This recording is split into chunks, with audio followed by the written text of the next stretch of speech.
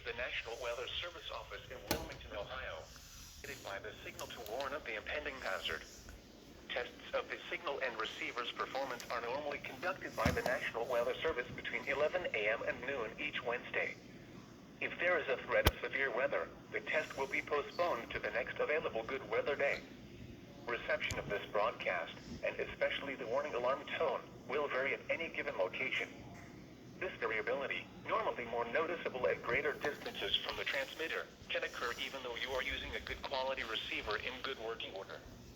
The warning alarm tone will be activated for hazardous watches and warnings champagne, knock, licking, house, Marion, Marlow, Lusking, Harry, Takeaway, and